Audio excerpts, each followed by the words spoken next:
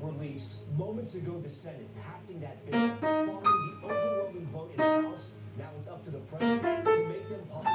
The major reversal from Republicans, now nearly unanimous to release them. The celebrations from survivors who fought so hard for this. President Trump's outburst at reporters who asked about the Epstein story, and new questions tonight about what the files could reveal. The controversial welcome.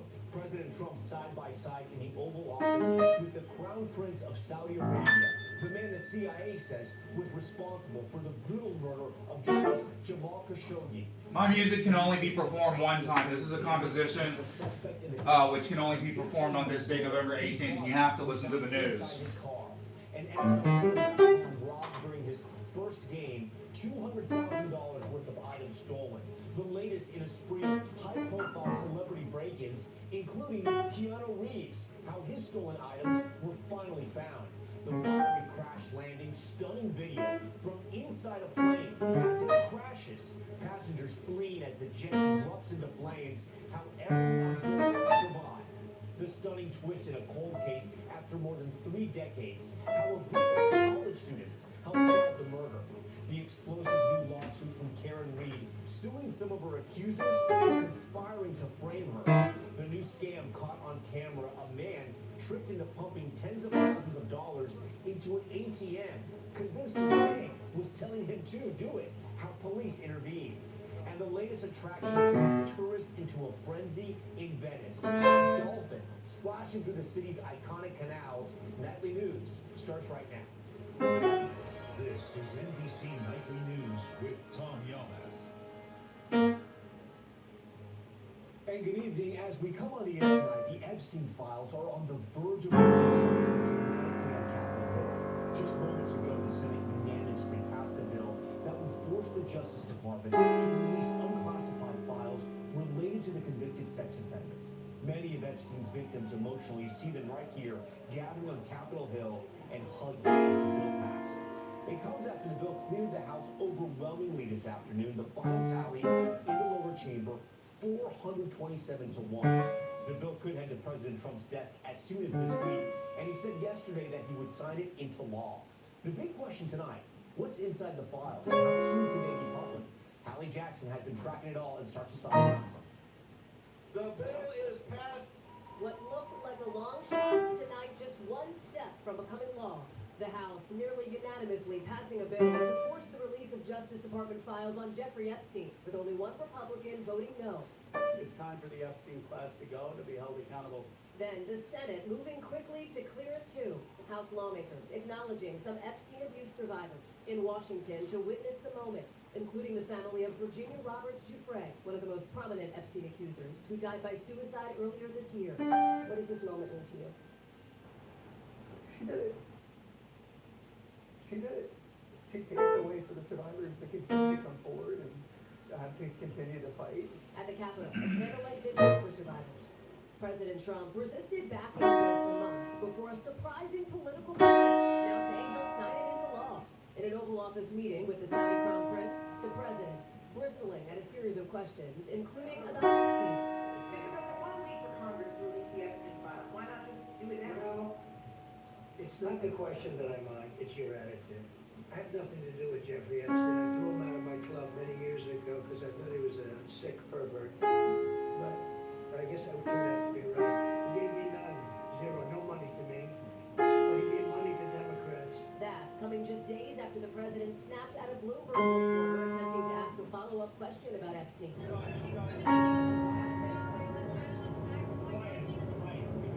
White House saying the reporter last week behaved in an inappropriate and unprofessional way, but Bloomberg saying they asked questions without fear or favor. President Trump has directed the DOJ to investigate Democrats connected to Epstein, even after the Justice Department suggested it close the case this summer. Any active investigation could let the Justice Department withhold certain documents. What makes you think you would actually, if this bill passes, see these files, that the public would see them? There are 1,000 survivors. They can't open enough investigations to cover up everything that's in these files. President Trump has not been accused of any wrongdoing related to Epstein. His allies in Congress blasting Democrats. They don't care about the victims. They only care about one thing, and that's trying to embarrass Donald Trump. They hope and pray there's something in these documents that will embarrass Trump. Now, fallout growing from the Epstein scandal, with Larry Summers, the Treasury Secretary under former President Bill Clinton, saying he's stepping back from public commitments after emails showed extensive correspondence between Summers and the sex offender. Summers saying he's deeply ashamed of his actions. Hallie joins us now live. Hallie, these documents could be released as early as this week. Do we know what exactly is in these Epstein files? So, Tom, the bill directs the DOJ to release things like travel records, internal DOJ communications. But remember, victims' privacy and any active investigations will be a factor. A senior White House official says the bill will be signed once it gets to the president, and that will start the 30-day clock for the Justice Department. Tom? All right, Hallie, thank you. We're going to stay in Washington now. President Trump also today meeting with Saudi Arabia's Crown Prince. His first meeting at the White House since the murder of a prominent journalist that the U.S. believes the Saudi leader was behind. The president weighed in on that case today. Here's Garrett Hank. Tonight, President Trump rolling out the red carpet for Saudi Arabia's Crown Prince Mohammed bin Salman, offering the kingdom's de facto ruler a lavish welcome, including an honor guard on horseback and a military flyover, including several F-35 jets, the same type of advanced fighters the president plans to sell to Saudi Arabia. President Trump touting Saudi Arabia's $600 billion of investments in the U.S. What it really means for everybody that really counts is jobs, a lot of jobs. Now saying the Saudi investment could rise to $1 trillion. And you're saying to me now that the 600 billion will be 1 trillion. Definitely, because what we are signing will facilitate that, and we I like that language. That friendly reception from the Crown Prince, a major reversal from the international ostracism he faced after the CIA concluded he ordered the murder of Washington Post journalist Jamal Khashoggi in 2018.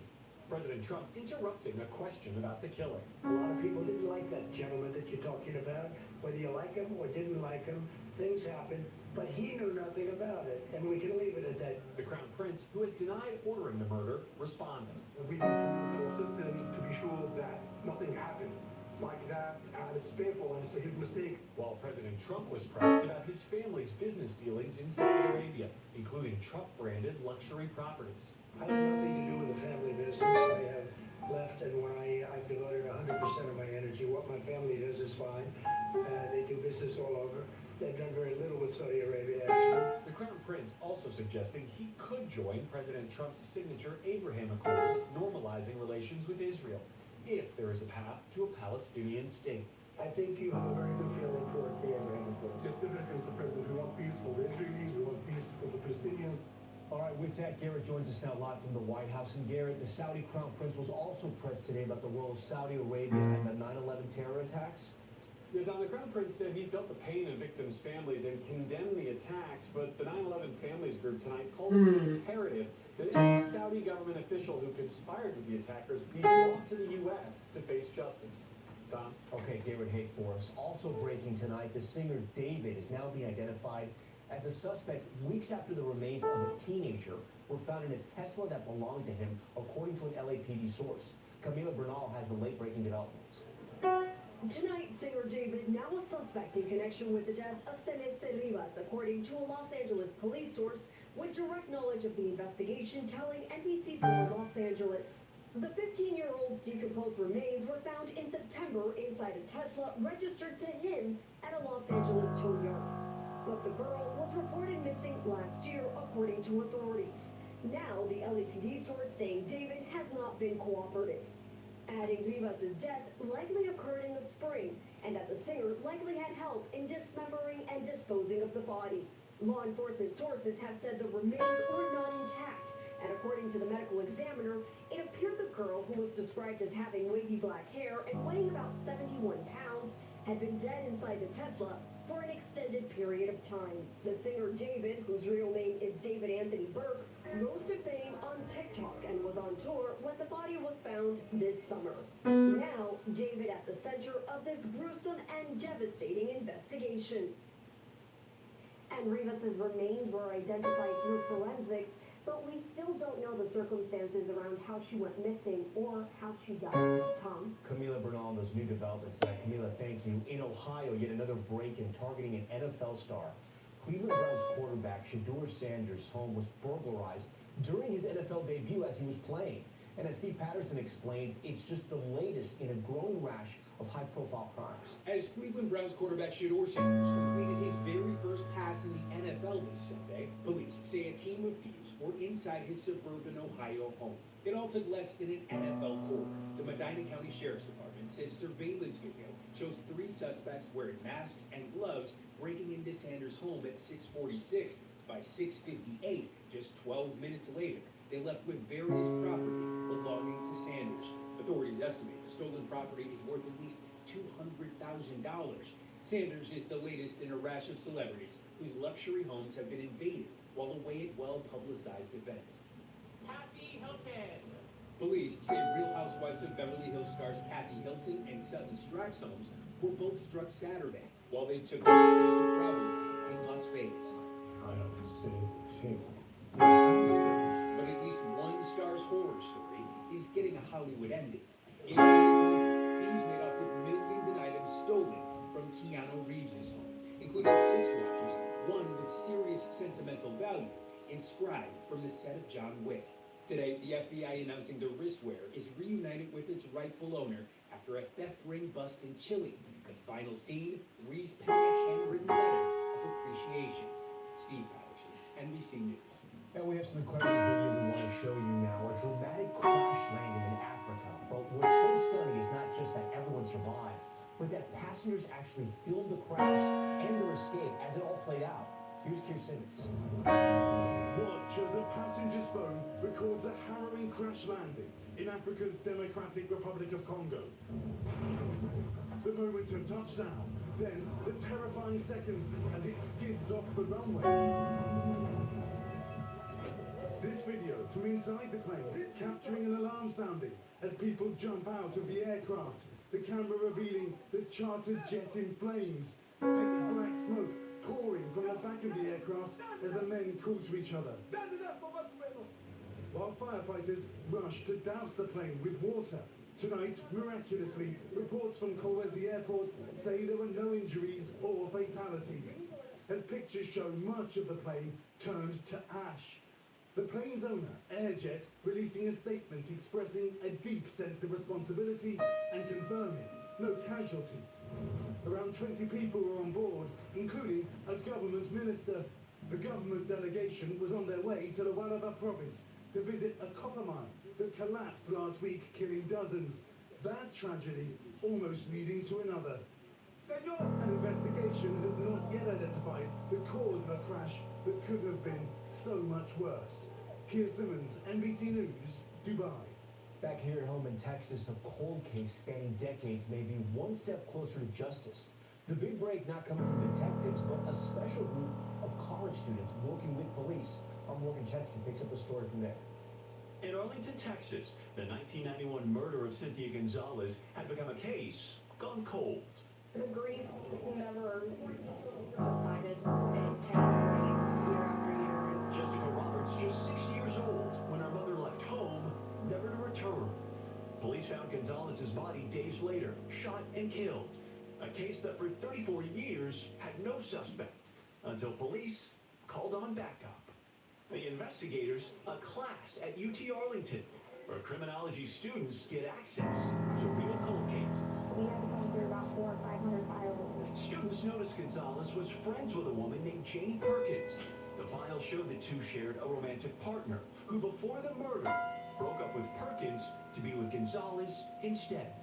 This really came down to old-fashioned police work. Perkins arrested days later for capital murder, her attorney maintaining she's innocent.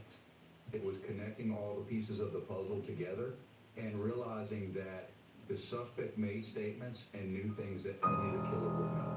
Cold case no more, officers broke the news to the class. The collegiate sleuths, emotional, and a daughter, now one step closer to justice. They have given me relief, closure, and given me hope for all these other cases that need help to be solved. Morgan Chesky, NBC News. And when we return in 60 seconds, the scam caught on camera. A man pumping tens of thousands of dollars into an ATM. How police Police tried to stop him and what you need to watch out for. We'll explain. We're back with an alarming video showing police stepping in to stop an 80-year-old Vietnam War vet from being scammed. The con began with a computer alert that the man thought was from his bank.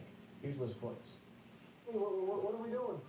This is the moment a police officer in South Florida intervened to stop an elderly man who was in the middle of being scammed. Just stop putting money in. Stop. The victim, 8-year-old veteran Ted Busoni, who authorities say was sending money through a Bitcoin ATM to criminals posing as his bank. Chase Bank is on the telephone. No, Chase Bank's not on the telephone. You can see in the body camera video the victim's face blurred by police how confused the man is as officers try to convince him to stop, at one point even taking away his phone. Who am I speaking with? Who are you? I'm the police. If you're police, I'm Donald Trump, okay? Yeah, let's get this man as much of his money back as we can, because he's being scammed right now. Busoni telling our station, NBC6 in Miami, it all began with a pop-up on his computer that said his money was about to be stolen. The thieves told him the only way to stop it was to quickly withdraw cash from his bank and put it into a Bitcoin ATM. It looks so real on the screen. Authorities say Busoni's son saw the withdrawals and called police, but by the time they arrived, he had already deposited nearly $58,000.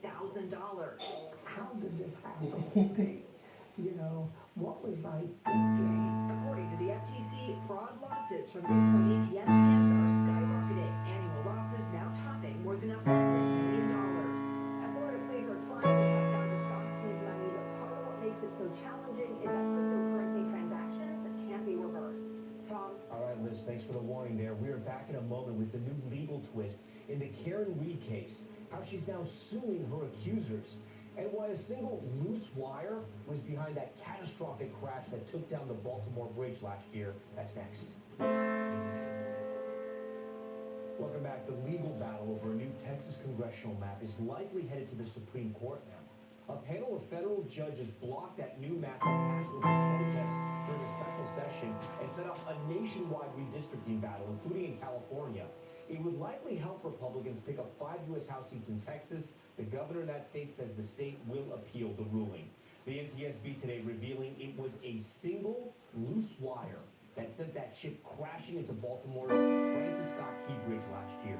The agency found the loose wire led to an electrical blackout on the container ship, causing that collision. 6 workers on that bridge were killed. The NTSB chair said the tragedy could have been prevented. There's a new legal twist in the Karen Reed case. Reed is now suing 8 investigators, even witnesses from her trial, claiming that some of them used their law enforcement connections to frame her for the killing of her then boyfriend, police officer John O'Keefe. Reed was found not guilty on all charges except a drunk driving charge in June. And heart-stopping dash cam footage. Look at this. This is out of New Jersey, where 2 police officers rescued a man from a burning car on the side of a highway. The 2 pulled the unconscious driver out and dragged him to safety. Just seconds before this happens, the entire car erupts in flames. The 26-year-old driver is now recovering. Okay, when we come back, have you heard about this one? The Dolphin of Venice. The unexpected new attraction and why it won't leave one of the most visited sites in the world. That's next.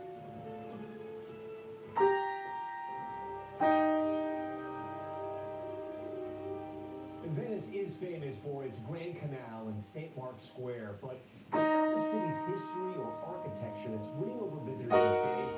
Or Emily Aketa with the wildlife sighting that's wowing the city. Venice's famed gondola rides just got even more charming. Thanks to a new method, rolling, jumping, and flipping its way through this lagoon. To Venetians and visitors' delight. There it is right there. One vacationer capturing this video of the marine mammal last month.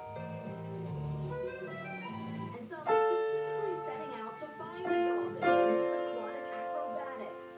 Local officials say the dolphin, who has taken on the nickname Nemo, was first spotted in St. Mark's Basin this summer and has popped up more frequently in recent weeks. But the heavily trafficked waterway is a risk to the dolphin, prompting local rescue teams to try and nudge Nemo back out to open sea with acoustic devices. It was right there, just stand there. Though for now, Mimo not ready for this trip to Venice to end quite yet. Emily Ikeda, NBC News. Nemo, one more reason to visit Venice. That's Nightly News for this Tuesday. I'm Tom Yamas. Thanks so much for watching. Tonight and always, we're here for you. Good night. Oh my god, it was fucking terrible. Boring ass composition. I will be back.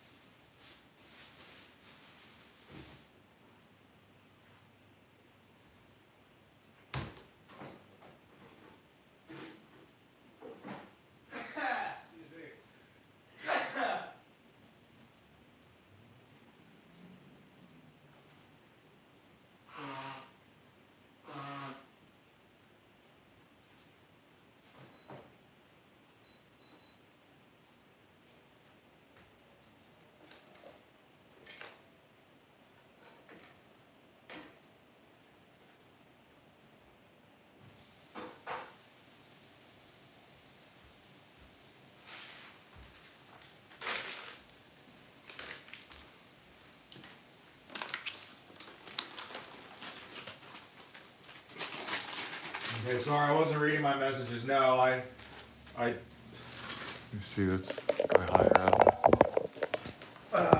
Since I'm gonna be talking now for a second.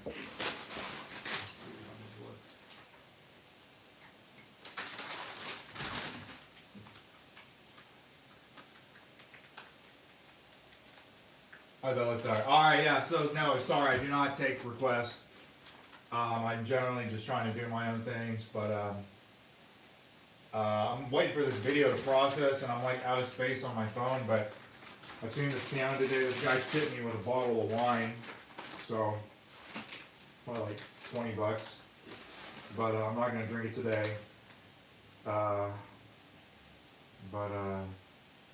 That's really cool, you know, that's just I've never gotten tipped, you know, recently a bottle of wine, so anyways, the piano there was it needed a lot of work. I'll just say it took 4 hours to get this piano just even like sounding. You'll hear it in the video, but I couldn't do any more for that amount of time and with the quality of the piano. But it was definitely fun. It was in a wine cellar, private wine cellar.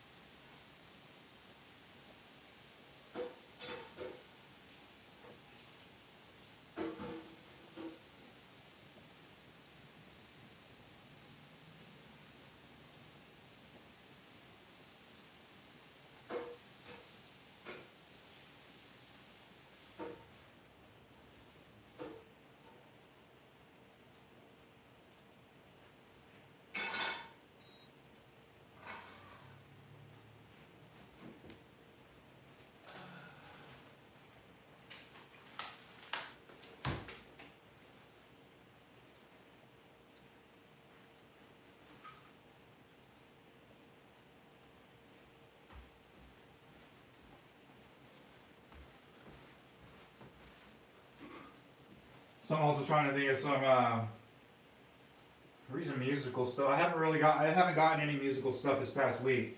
And if you guys saw my community wall I posted, I picked up a grand piano, so I'm waiting for it to get delivered. It was supposed to be delivered Monday, and then I've been busy, and the other guy.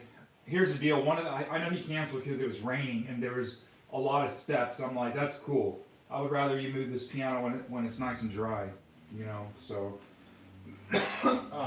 but it's coming tomorrow. If he doesn't wake up at 8 a.m. and reschedule, it's supposed to come tomorrow. So I'm ready for it. Ready just to clean it and tune it. Because here's the deal. I actually didn't get to play it that much. I mean, I saw it. I mean, it's gonna work, but you know, as far as really just getting to hear it, so I have not had the opportunity. So, but let's see if that goes a little better.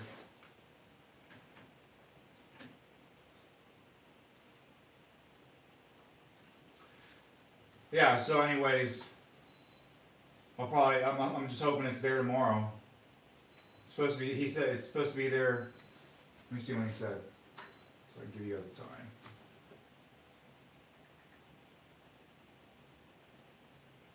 Yeah, this video. I've been trying to upload this video for like an hour. It's like messed up.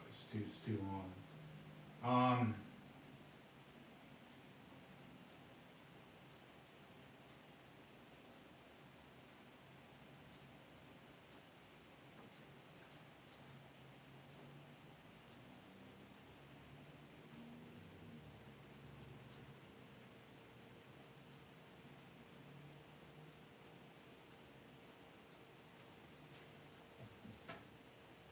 'Well, oh yeah, sorry. This dumb message.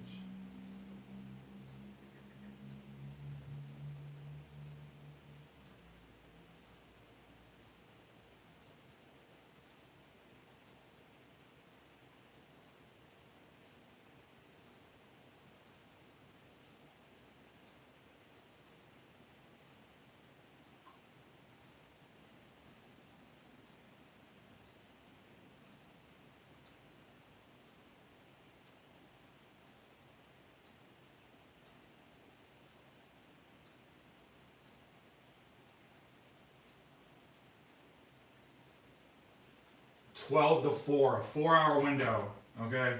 I'm just gonna be sitting up there just waiting for 4 hours. Anyways, that's how movers are, right?